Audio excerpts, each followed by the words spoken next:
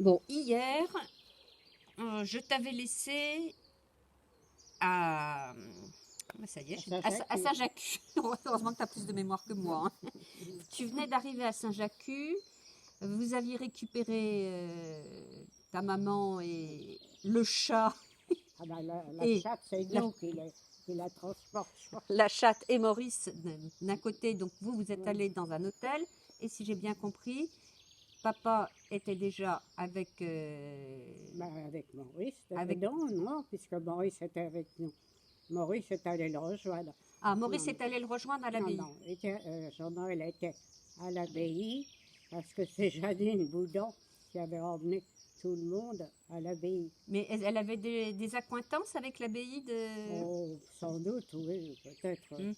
Son père était peut-être l'assureur de l'abbaye. Oui. Oui. Ah oui, puisqu'ils étaient assureurs, les Boudins. Oui. Hmm. Mm. D'accord. Non, mais C'est AXA maintenant, Hmm. c'était Monsieur Boudon. D'accord. Et alors, ce qu'il y avait aussi, c'est que les postes de radio, bien sûr, avaient été totalement interdits. Mais Jean-Noël avait fabriqué un petit poste à Galène, qu'il avait même séparé en deux, en confiant la moitié à Janine et la moitié qu'il avait Hmm. conservée. Et alors, tous les soirs, dans la même chambre, Jean-Noël et Janine écoutaient.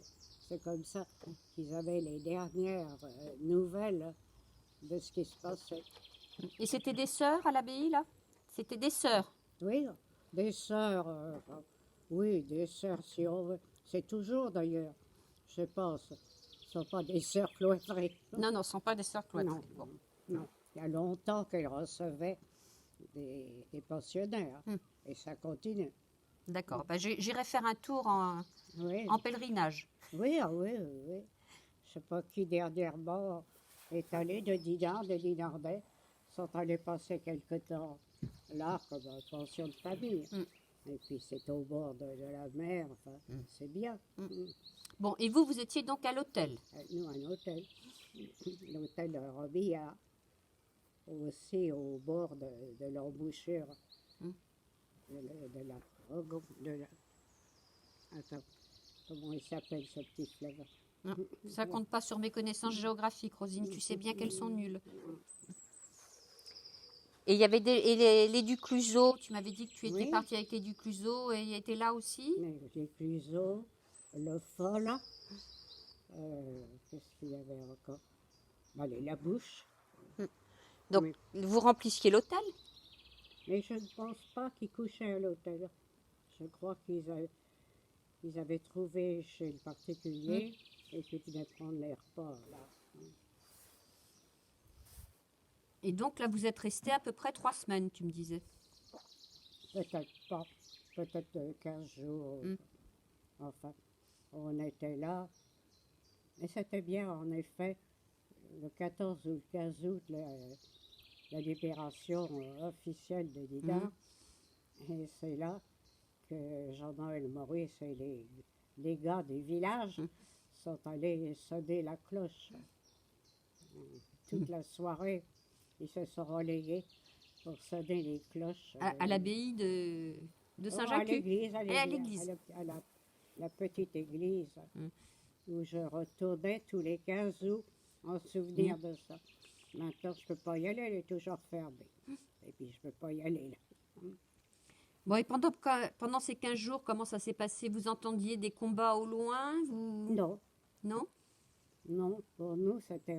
Enfin, si, on était tellement habitués à entendre que ça pouvait mitrailler à droite ou à gauche. Mais c'était calme, c'était, je te dis, on allait à la plage, on se baignait, mais comme on n'avait pas prévu du tout, alors les garçons n'avaient pas de tenue de plage. Mm. Alors tiens-toi bien, je ne sais pas qui m'a donné ça, des vieux couvre-lits, et avec ces couvre-lits, j'ai fabriqué des C pour Jean-Noël et pour deux autres. Alors c'était pas très élégant. Je crois que Jean-Noël l'avait gardé longtemps en souvenir. Et puis alors, maman, elle, pour se distraire, elle a lu des livres. Mais c'est vraiment Billard qui lui a dit, écoutez, allez voir d'abord comme femme de médecin, allez voir le vieux médecin, il a beaucoup de livres et il en prête facilement. Alors on est allé voir, ah, ça c'était un numéro à ne manger déjà, et alors avec des idées. Alors c'est lui qui prétendait qu'après tout, les pierres avaient une âme, Ah qu'elles vivaient Mm. comme tout ce qui existe dans la nature. Enfin, tu vois, il y avait des théories, il n'y avait pas que cette théorie-là, mais il était très gentil, et il avait prêté des livres, il avait dit qu'on pouvait venir comme on voulait. Et au niveau du ravitaillement, ça devait pas être évident, Ah, ben en non, pleine, c'est vrai. en pleine débat Alors, comme ça. Tata avait apporté les fameux lapins. Le fameux lapin que vous aviez oxy. Aussi. Chacun avait apporté ce qui lui restait. Et puis, ben, le Billard avait quand même. Mais les derniers jours, je me rappelle, elle m'avait dit qu'elle n'avait plus rien. Qu'elle n'avait plus que des carottes dans la réserve. Elle n'avait plus de pommes de terre. Elle n'avait plus, que ça ne pouvait pas durer aussi longtemps. Oui, parce que vous étiez en pension complète là, Ah oui, et assez nombreux, donc fallait loger et nourrir tout ce monde-là. il fallait s'occuper de tout ce monde-là. Mm. Mais il y en avait qui faisaient table commune, mais nous, on a toujours gardé notre petite table à nous. Même pas avec les Ducluseau? Non, non, non, non. Les Ducluseau, la bouche, ils étaient déjà trop nombreux. Et les Ducluseau, il y avait Jean-Jacques, ton vieux Ah copain? non, Non, non, non, non, non, Jean-Jacques. Attends, lui, où pouvait-il être à ce moment-là? Il était déjà il était en Espagne. Il n'avait plus gagné l'Espagne. Non, non, il y avait Madame Ducluseau et Colette. D'accord. Monsieur Ducluseau va être à Paris. Non, non, il y avait Colette et sa mère.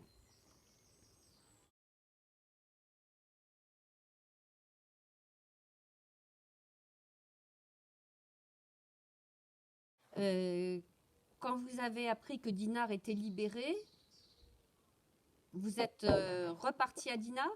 Non, non. Non. D'abord, c'est là où Jean-Noël avait accompagné cette demoiselle, Francette Le Foll et Colette Ducluseau, qui voulaient aller voir ce qui se passait à Dinard. Et puis voilà il faisait presque nuit et personne n'était rentré. Et on commençait à s'inquiéter beaucoup. Alors là, les Américains étaient là. Alors on commençait à beaucoup s'inquiéter. Parce qu'on a vu Jean-Noël et qui nous a dit en riant, ah ben écoutez, j'ai cru que jamais je n'arriverais à rattraper ces petites folles qui se jetaient dans les bras des Américains pour avoir des cigarettes.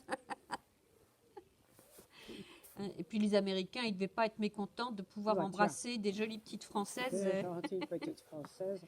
Elle en a dit que moralement, on ne lui avait pas confié, mais que moralement, il y en avait la responsabilité. Alors c'est là qu'il a vu dans quel état était la maison, qu'il n'était pas possible que tout le monde rentre. Parce que la vigie avait été bien abîmée? Oh bien, enfin tout était, la vigie ici, enfin tout se dit, c'était encore retranché. Ouais. Il paraîtrait qu'ils ont dû se battre depuis la salle de bain, là.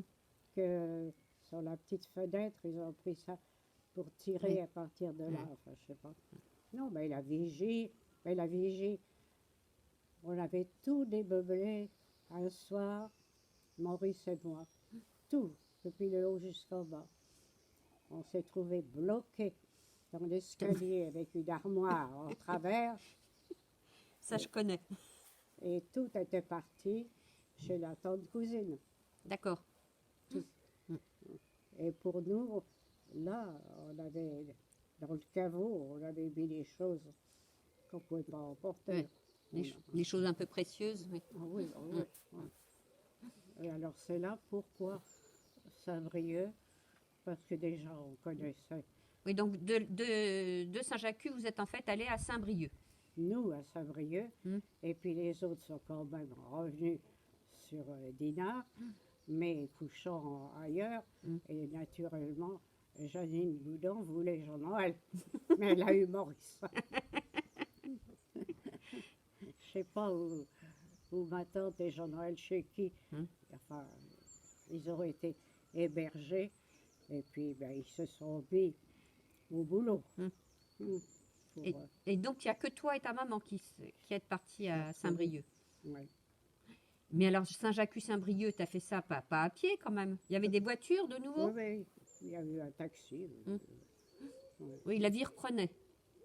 Un petit peu, oui. À Saint-Brieuc, la vie avait bien repris. Et on avait trouvé un gentil hôtel. Et puis on avait des amis, là, le docteur Bouguen, qui était vraiment un ami du lycée. Papa, on était toujours très bien avec les Bouguen. On allait les voir tous les ans. Et puis on savait là qu'ils pouvaient nous avancer de l'argent. Ah oui, parce que... Donc, Saint-Jacques, vous avez quitté l'hôtel sans payer, en fait. Oui. On n'était pas inquiets. Non. Ils n'étaient pas inquiets. Je crois qu'ils avaient raison de ne pas être inquiets parce que papa a pas les idées. Oui, oui, on connaît la générosité du docteur Hervé. Oui. Ouais. Bon, ben voilà, maintenant je sais à peu près tout sur cette... Donc, en fait, oui, tu n'as pas vécu la liesse de la libération de Dinard, toi. Non. Non. Non. Mais alors, j'ai connu cette émotion à la cathédrale de Saint-Brieuc, alors à la messe. Et tout d'un coup, au moment où tout le monde se lève, l'orgue démarre et on joue la Marseillaise. Ouais. Eh bien, je t'assure que ça a été un grand coup. D'abord, c'est magnifique, bien joué. Joué, et tout le monde debout, et tout le monde reprenant la Marseillaise. Ça a été un grand moment d'émotion. un grand moment d'émotion. La Marseillaise et ensuite le God Save the Queen. God Save the King à ce moment-là. Oui. Eh bien, écoute, merci, Rosine. La prochaine interview, ça sera les inondations de 1929. Ici à Dinard. Ici à Dinard, bien sûr. J'annonce le programme. À plus tard.